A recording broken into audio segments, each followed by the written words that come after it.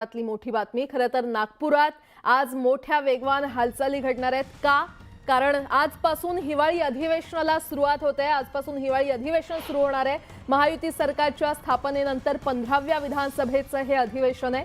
16 डिसेंबर ते 21 डिसेंबर पर्यंत हे अधिवेशन असणार आहे आणि त्यामुळे या पहिल्याच अधिवेशनात राज्यातील विदर्भासह जनतेला सरकारकडून मोठी अपेक्षा आहे। लाडकी बहीण योजना, शेतकरी कर्जमाफी, कृषी उत्पादनांसाठी हमीभाव आणि रोजगार तसंच इतर अनेक बाबींवर सरकारकडून तातडीच्या निर्णयाची अपेक्षा आहे। अवघे 47 आमदारांचं पाठबळ असलेल्या आघाडीच्या 237 इतके संख्याबळ असलेल्या महायुतीसमोर आव्हान टिकवून ठेवण्याची कसोटी लागणार आहे। या अधिवेशनात विरोधक सत्ताधाऱ्यांना अनेक मुद्द्यांवरून घेरण्याची शक्यता असून हिवाळी अधिवेशन वादळी ठरण्याची शक्यता आहे। दरम्यान परभणीमध्ये उसळलेला हिंसाचार, आंबेडकरी अनुयायांवर पोलिसांनी सुरू केलेली कारवाई, बीड जिल्ह्यामध्ये सरपंचाची झालेली हत्या, कुर्ला इथे बेस्ट बसच्या अपघातात 7 निष्पाप नागरिकांचा झालेला मृत्यू, या सगळ्या घटनांचे पडसाद हिवाळी अधिवेशनात उमटण्याची शक्यता आहे।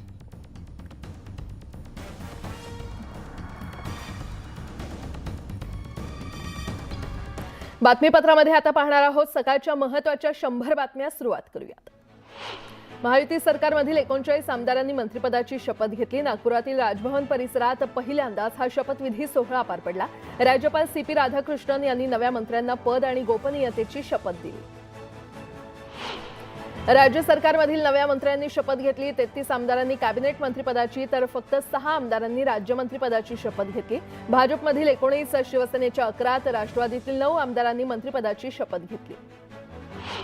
महायुतीमध्ये मंत्रिपदासाठी 2.5 वर्षांचा फॉर्म्युला वापरण्यात आलेला आहे। जागा कमी आणि पद भूषवणारी माणसं जास्त असल्याने मंत्र्यांना 2.5 वर्ष संधी दिली गेलेली आहे, अशी माहिती अजित पवार यांनी दिली आहे। दरम्यान 2.5 वर्षांच्या फॉर्म्युलासाठी शिवसेनेनं शपथ घेतलेल्या मंत्र्यांकडून प्रतिज्ञापत्र लिहून घेतलंय। आता ज्या मंत्र्यांनी शपथ घेतली आहे त्यांना 2.5 वर्षांनंतर मंत्रिपद सोडावं लागणार आहे। अशा प्रकारचं प्रतिज्ञापत्र एकनाथ शिंदेंच्या मंत्र्यांकडून लिहून घेण्यात आलंय। नागपुरातील राजभवनात शपथविधी पार पडला। यावेळी भाजपमधील ज्येष्ठ नेते चंद्रशेखर बावनकुळे, गिरीश महाजन, राधाकृष्ण विखे पाटील, चंद्रकांत पाटील आणि आशिष शेलार यांनी मंत्रिपदाची शपथ घेतली। येत्या 2 ते 3 दिवसांमध्ये खातेवाटप केलं जाईल, अशी माहिती मुख्यमंत्री देवेंद्र फडणवीस यांनी दिली आहे। तर आजपासून गतिशील कारभार सुरू होईल, असंही फडणवीस म्हटलं। आम्ही महायुतीनं मिळून 2.5 वर्षांचा फॉर्म्युला ठरवलाय, त्यामुळे अनेकांना संधी देता येईल, असं एकनाथ शिंदे म्हणालेले आहेत। तर प्रत्येक मंत्र्यांचा परफॉर्मन्स ऑडिट करणार, कामात चूक आढळल्यास पदाचा पुनर्विचार केला जाईल, असं मुख्यमंत्री फडणवीस म्हटलं। जवळपास 20 विधेयकं हिवाळी अधिवेशनात येतील, तसंच अधिवेशनात आम्ही विरोधकांना उत्तर देऊ, असं मुख्यमंत्री फडणवीस म्हटलं। आमचं ईव्हीएम सरकार असल्याचं विरोधक म्हणतात, पण ईव्हीएम म्हणजे एव्हरी वोट फॉर महाराष्ट्र, असं मुख्यमंत्री फडणवीस म्हटलेत। तर विरोधकांकडून ईव्हीएम विरोधात नरेटिव्ह सेट करण्याचा प्रयत्न सुरू असल्याची टीका देखील त्यांनी केली। परभणीत बाबासाहेबांच्या पुतळ्याची विटंबना करणाऱ्या मनोरुग्णाला अटक केल्याचं फडणवीसांनी सांगितलं। दरम्यान या घटनेनंतर जो उद्रेक झाला तो असंविधानिक आणि अयोग्य असल्याचं देखील त्यांनी म्हटलं। बीड जिल्ह्यामध्ये सरपंचाची निर्घृण हत्या करणाऱ्यांवर कारवाई करण्यात आलेली आहे। काहींचा शोध सुरू असून हे प्रकरण CID वर्ग केल्याचं फडणवीसांनी सांगितलंय। तर या हत्येप्रकरणी स्पेशल SIT बसवून सगळे धागेदोरे शोधणार आणि आरोपीला अजिबात सोडणार नाही, अशी ग्वाही मुख्यमंत्र्यांनी दिली आहे। विरोधी पक्षनेता निवडीमध्ये सरकारची भूमिका काहीच नसते। कायद्यानं विधानसभा अध्यक्ष जो निर्णय घेतील तो आम्हाला मान्य असेल, आमची त्यात कोणतीच अडवणूक नसेल, असं फडणवीस म्हटलेत। पडळकरांच्या मंत्रिपदाबाबत फडणवीसांना सवाल करण्यात आला आणि यावेळी पडळकर उत्तम काम करणारे कार्यकर्ते आहेत, फक्त त्यांनी बोलताना संयम ठेवला पाहिजे, असं त्यांना सुचवल्याचं फडणवीस म्हटले। तर एक चांगलं भविष्य असलेला तो नेता आहे, असं म्हणत फडणवीसांनी पडळकरांचं कौतुक केलं। चहापानावर बहिष्कार घालणं हा विरोधकांचा पायंडा, अशी टीका अजित पवार यांनी केली आहे। विरोधकांनी देखील साधक बाधक चर्चा करायची असते। विरोधक मी असलो तरी महत्त्वाच्या प्रश्नांना उत्तर देणार, असंही अजित पवार म्हटले। मी नाराज नाही, मी फडणवीसांच्या पाठीशी खंबीरपणे उभा आहे, असं स्पष्टीकरण उपमुख्यमंत्री एकनाथ शिंदे यांनी दिलेलं आहे। फडणवीस पुन्हा येईन म्हणाले आणि पुन्हा आले, असं म्हणत शिंदेंनी फडणवीसांचं कौतुक केलं। महायुती सरकारच्या मंत्रिमंडळात राष्ट्रवादीचे ज्येष्ठ नेते छगन भुजबळांना वगळल्यानं समर्थकांना धक्का बसला। मराठा आरक्षणावरून घेतलेली आक्रमक भूमिका, मुलाला विधान परिषदेत पाठवलं असताना पुतणे समीर भुजबळांनी नांदगावमधून केलेली बंडखोरी यासह विविध कारणांमुळे भुजबळांना मंत्रिपदापासून दूर ठेवल्याशी जोडला जातोय. लातूरच्या अहमदपूर मतदारसंघाचे आमदार बाबासाहेब पाटील यांना मंत्रिपदाची लॉटरी लागली आहे. बाबासाहेब पाटलांच्या शपथविधीनंतर छत्रपती शिवाजी महाराज चौकात राष्ट्रवादीच्या कार्यकर्त्यांनी जल्लोष केला.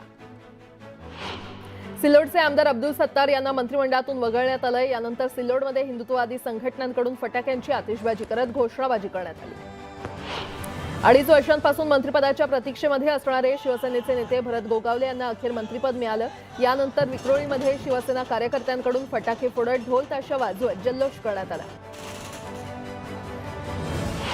गिरीश महाजन आणि सावकारे यांनी मंत्रिपदाची शपथ घेतल्यानंतर भाजप कार्यकर्त्यांनी जल्लोष केला. मिठाई वाटून फटाक्यांची आतिषबाजी करत जल्लोष करण्यात आला. आमदार योगेश कदम यांनी मंत्रिपदाची शपथ घेतल्यानंतर खेडमध्ये कार्यकर्त्यांनी जल्लोष केला. फटाक्यांची आतिषबाजी करत कार्यकर्त्यांनी मिरवणूक काढली. पंकजा मुंडे आणि त्यांचे भाऊ धनंजय मुंडेंनी मंत्रिपदाची शपथ घेतली. दरम्यान मुंडे बहीण भावाच्या शपथविधीनंतर आष्टीमध्ये जोरदार जल्लोष करण्यात आला. एकमेकांना पेढे भरवत कार्यकर्त्यांनी आनंद व्यक्त केला.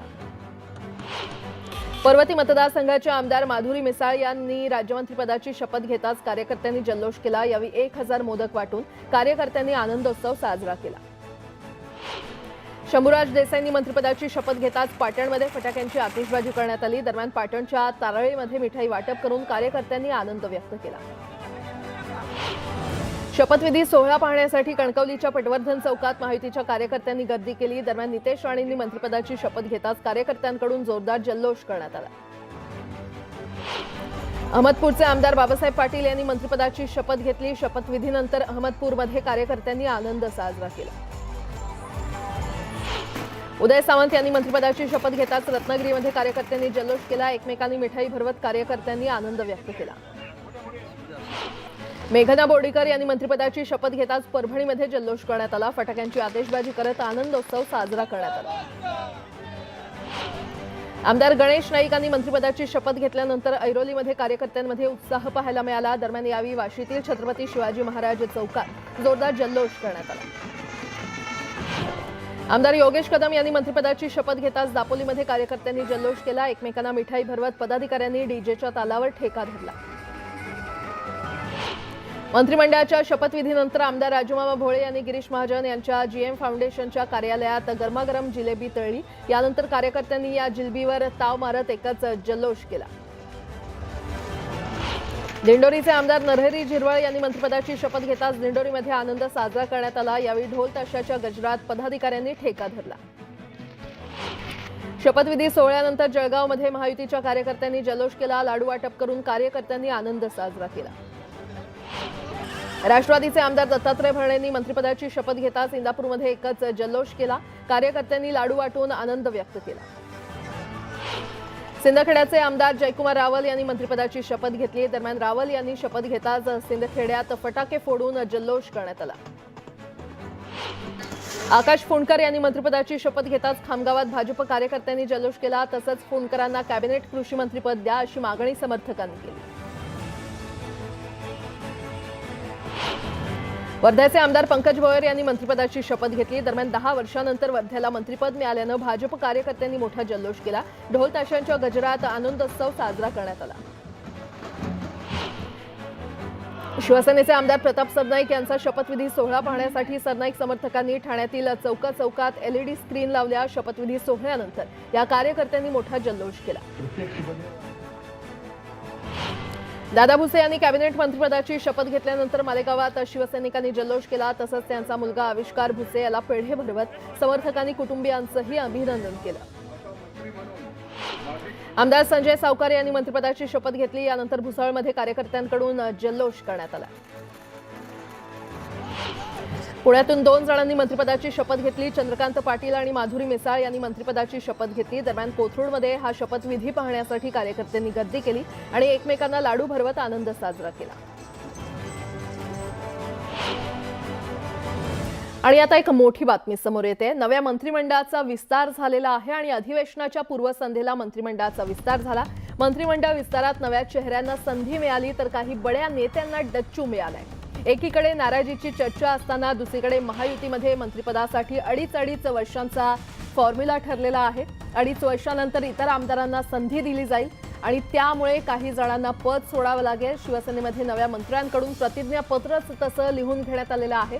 त्यामुळे जुन्यांचा पत्ता कट झाला असला तरी अजूनही काही जणांनी आशा सोडलेली नाही असं बोललं जातं।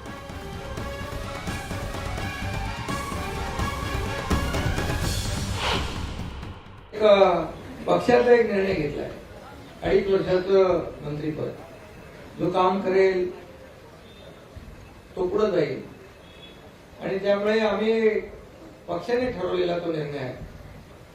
त्यामुळे मला वाटतं अनेक लोकांना संधी देऊ शकतो आणि खऱ्या अर्थाने माझी भूमिका स्पष्ट आहे की जे पद जो विभाग ज्याला मिळेल त्याला पूर्ण न्याय दिला पाहिजे। परफॉर्मेंस ऑडिट ये निश्चित रूप से हर मंत्री का करेंगे और परफॉर्मेंस ऑडिट में जहां ये ध्यान में आएगा कि मंत्री उचित काम नहीं कर रहे, उस समय उस मंत्री का पुनर्विचार किया जाएगा। परभणीमध्ये झालेल्या घटनेमध्ये पोलीस कस्टडीमध्ये असलेल्या सोमनाथ सूर्यवंशी या तरुणाचा मृत्यू झाला। हा मृत्यू पोलिसांच्या मारहाणीमुळे झाला असल्याचा आंबेडकरी समाजाच्या कार्यकर्त्यांचा आरोप आहे। शवविच्छेदन आणि इतर चाचण्या या ऑन कॅमेरा आणि परिवारासमोर व्हाव्यात यासाठी आंबेडकरी समाज आक्रमक झालाय। राज्य सरकारच्या तिन्ही पक्षातील काही बड्या नेत्यांना मंत्रिमंडळ विस्तारात डच्चू देण्यात आलेला आहे। सुधीर मुनगंटीवार, छगन भुजबळ, रवींद्र चव्हाण, धर्मराव आत्राम, केसरकर, सत्तार, तानाजी सावंत यांच्यासह वळसे पाटलांना मंत्रिमंडळात स्थान देण्यात आलेलं नाही। कालच्या मंत्रिमंडळामध्ये राष्ट्रवादीचे मोठे नेते छगन भुजबळ यांचं मंत्रिपद हुकलेलं आहे। मंत्रिपदाच्या शर्यतीमध्ये भुजबळांच्या नावाची जोरदार चर्चा होती। दुसरीकडे नागपुरातील राष्ट्रवादीच्या मेळाव्यात भुजबळांनी दांडी मारल्यानं भुजबळ नाराज असल्याच्या चर्चा रंगू लागल्या। छगन भुजबळांना मंत्रिमंडळातून डच्चू देण्यात आलेला आहे। दरम्यान भुजबळांना मंत्रिपद नाकारल्यामुळे त्यांचे समर्थक आक्रमक झालेत। ओबीसींवरचा हा अन्याय कदापि सहन करणार नसल्याची प्रतिक्रिया भुजबळ समर्थकांनी दिली आहे। शिवसेना नेते दीपक केसरकरांना मंत्रिमंडळातून डच्चू मिळालाय। दरम्यान नागपुरात शपथविधी होत असताना केसरकरांनी शिर्डीमध्ये साईबाबांचं दर्शन घेतलं, त्यामुळे केसरकर नाराज असल्याची चर्चा रंगली आहे। मुंबई महापालिकेच्या निवडणुकीनंतर उद्धव ठाकरे यांची शिवसेना अस्तित्वात राहणार नाही असा हल्लाबोल किरीट सोमय्या यांनी केलाय। निवडणुकीत वोट जिहाद करण्यासाठी दुबईतून फंडिंग झाल्याचा आरोपही त्यांनी केला।